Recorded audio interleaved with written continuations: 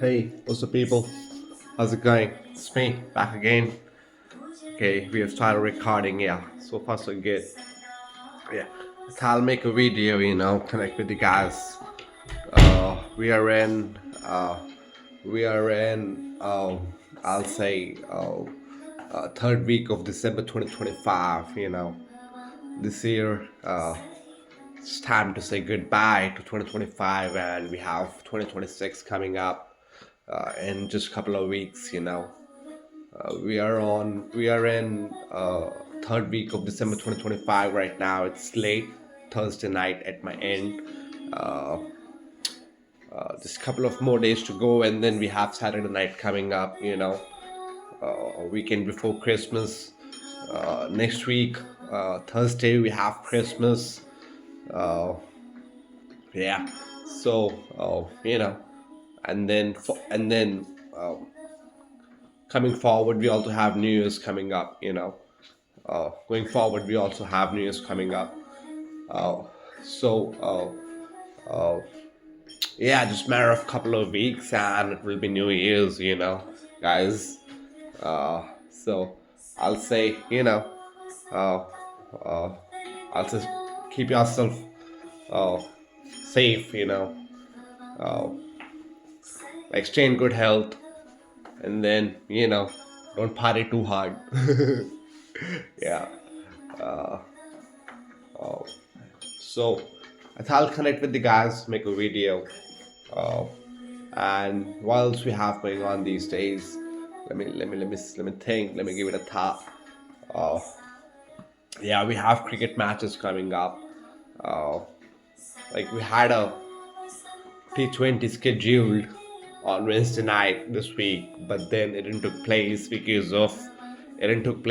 of severe fog in the evening, and now we have uh, last T20 match between India and South Africa, which is scheduled for tomorrow, Friday evening.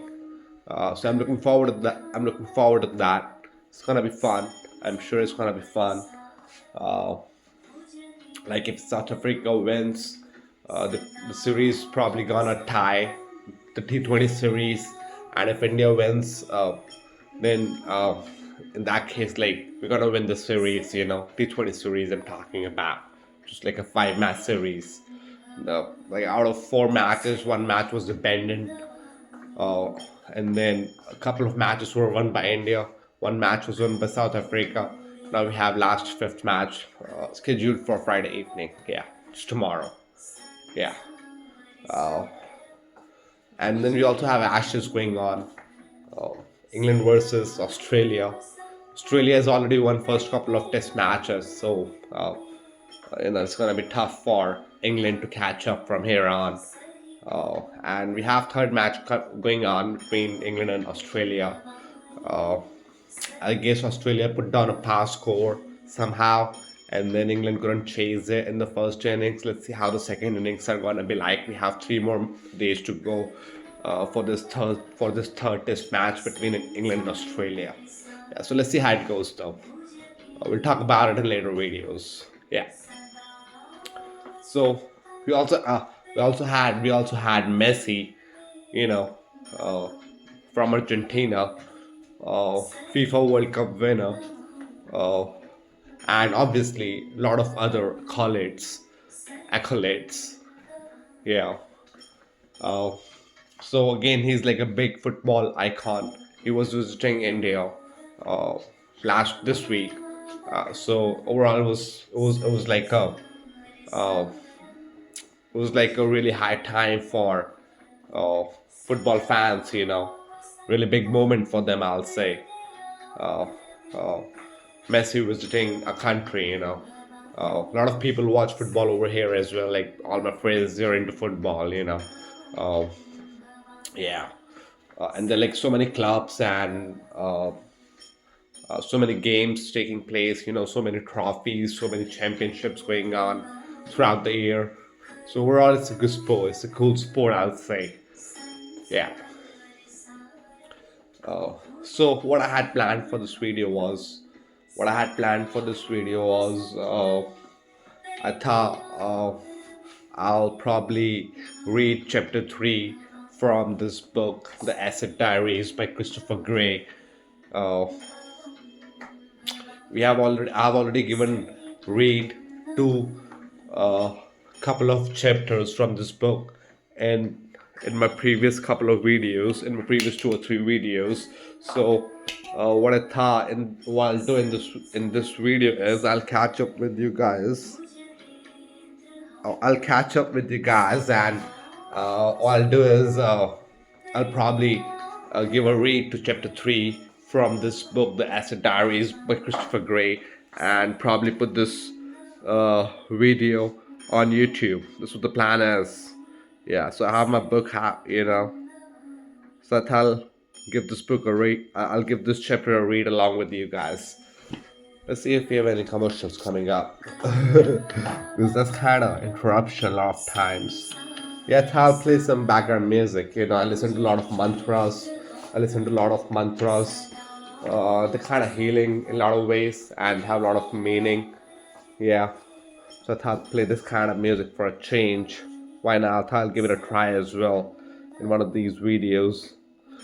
Because change is good, change is good. Sometimes uh, things can't be constant always, so I thought I'll switch my music genre. Uh, like rather than playing electronic music all the time, I thought I'll play some mellow music. Yeah, let's give this a read, this chapter. Doors of Perception. Yeah, we have recorded 7 minutes of video so far. So let's keep it going, guys. I'm gonna give this chapter a read real quick. Yeah, we have 4 pages to go. Excuse me. Yeah, I'm all settled down now. Let's give this a read. Chapter 3, The Doors of Perception. What no one dreamed was that the drug was about to become part of the roller coaster political ride of the 1960s. The first step toward this happening was that the drug began to break free of doctors and psychoanalysts.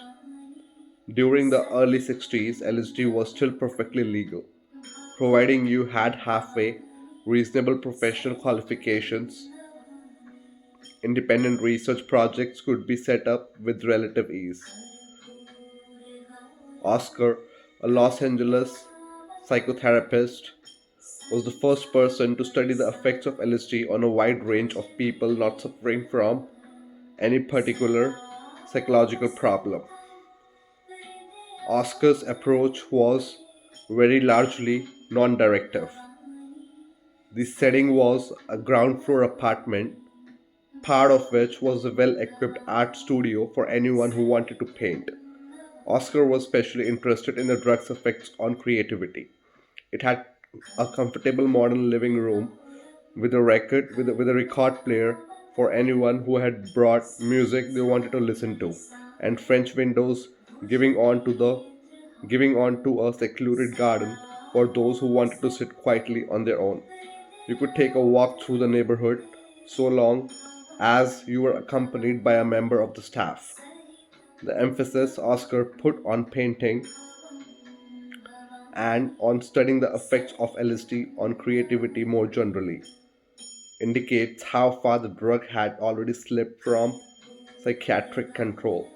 LSD was being taken up by avant-garde artists and intellectuals, at first by painters amazed by what the drug could do to form and color, then by writers, musicians, and philosophers equally astounded at what high doses could do to cognition. Mescaline, which had hung fire since its synthesis just after the First World War, was found to resemble LSD very close in its effects, and for several years the two drugs were used almost interchangeably. As a consequence, the peyote cactus cult of the Native Americans of the American Southwest was suddenly treated with a new respect, and the anthropological dimension to hallucinatory drug use began to open up. Gordon Wasson, a New York banker, and his wife, Valentina, tracked down a functioning magic mushroom cult of what seemed great antiquity deep in the mountains of Mexico. Could hallucinatory drugs have played a much more dynamic role in tribal religions and primitive societies in general than had been previously imagined? The word psychedelic entered the language. In fact, it was mescaline rather than LSD that proved the inspiration for what was to become the most famous of all testimonials to psychedelics,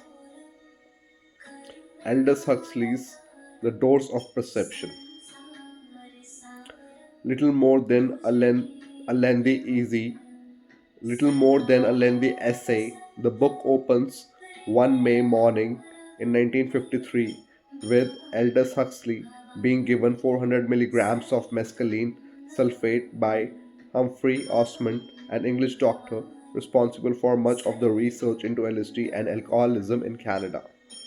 Huxley Huxley was at his home in Los Angeles Hills, and having taken his dose, he lay down and closed his eyes. All he had read about mescaline's effects led him to expect that within half an hour or so he would begin to see shifting geometric patterns in brilliant color, which would then gradually transform into fantastic landscapes and jeweled architecture. However, as time passed, no such thing took place. There were a few colored shapes, but they were devoid of interest. Not until he opened his eyes and sat up did the drug kick in. Huxley found himself sitting in a transfigured room. Furniture and walls of books were glowing as though lit from within. So, say, guys,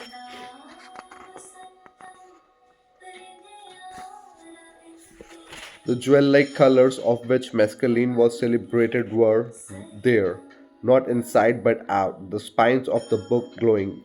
He wrote like rubies and emeralds and lapis lazuli, and when he looked down at his own body, the very material of his trousers had become a source of wonder. Beside him was a small vase with three flowers in it, a casual combination of a rose, a carnation, and an iris. But what he saw took his breath away.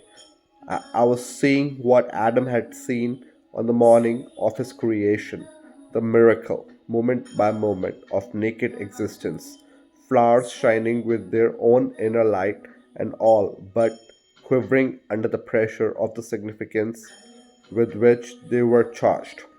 World authority on comparative religion and leading exponent of Indian Advaita, Advaita Vedanta, Huxley may well have been, but nothing had prepared him for this. This beauty of everyday objects that led him deeper and deeper into isness. Perhaps that was the most striking thing the doors of perception did. It replaced the concept of hallucination with that of vision. What rose and iris and carnation so intensely signified was nothing more and nothing less than what they were, a, tran- a, tr- a transience that was yet eternal life, a perpetual perishing that was at the same time pure being, a bundle of minute, a unique particulars in which, by some unspeakable and yet self-evident paradox, was to be seen the divine source of all existence.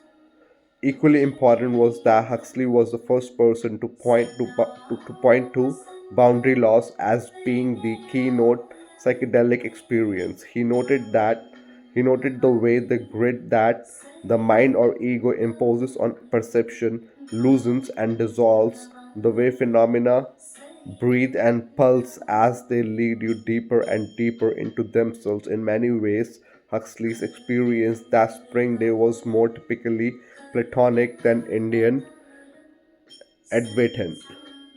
Beauty dissolved into isness and isness into intelligible being. He looked away from the flowers and books, and some furniture caught his eye. The composition formed by a small typing table, a wicker chair, and his desk. At first, what struck him was the intricacy of their spatial relationships observed from a purely artistic viewpoint. As a still life, something that could have been composed, he writes, but as I looked, this purely aesthetic eye cubist eye view gave place to what I can only describe as the sacramental vision of reality.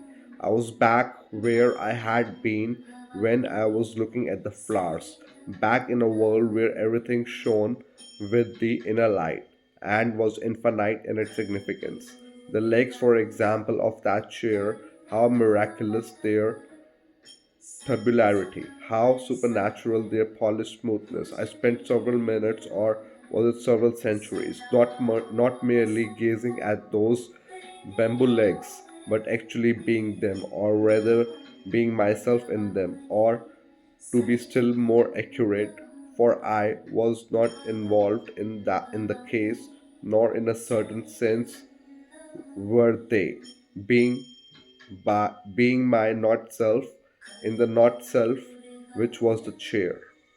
Here, both Eastern and Western religion began to transform into something qualitatively new, stretching Huxley's spiritual articulacy to the breaking point.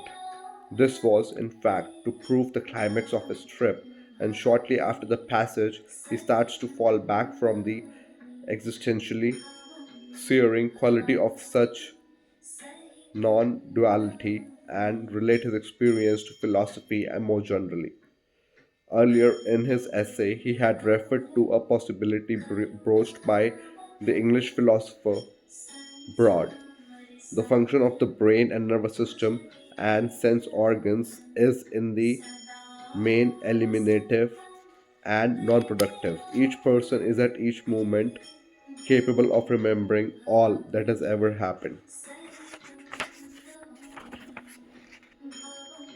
has ever happened to him and of perceiving everything that is happening everywhere in the universe. The function of the brain and nervous system is to protect us from being overwhelmed. Now Huxley replaced this with a much more vigorous paraphrase.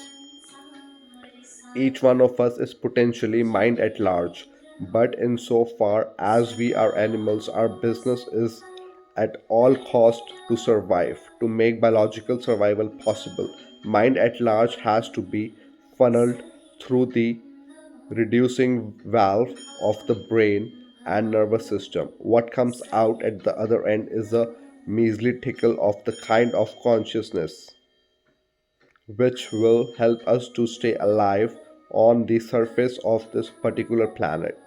What mescaline does, Huxley suggests, is a temporarily bypass this reducing valve function of the brain, allowing, allowing through a flood of data that had previously been screened out as it served no practical purpose, a speculation that has remained the guiding image of theories as to how psychedelics work. Hey guys, that's it from this chapter. Yeah, we finished reading four chapters. I mean, 4 pages. We finished reading 4 pages from this chapter, The Doors of Perception. Yeah, I just gave the whole chapter a read from this book. This what the plan was for this video. This what I thought I'll do, uh, and so far I've brought up a couple of chapters more in my previous 3 videos, and this is the fourth video about the same. Uh, like I just gave this chapter a read, and uh, I thought I'll give it a try and make a video and probably share it with you guys out there. You guys can probably read through the subtitles or transcript, and you can relate more. You can relate more and be able to understand what I was talking about. I think that's it for right now, guys. I'll probably call it off. I'll probably call it off this video, and we'll probably make a new video pretty time soon. That's it for right now. Bye bye. Have a good one and take care. Love you all.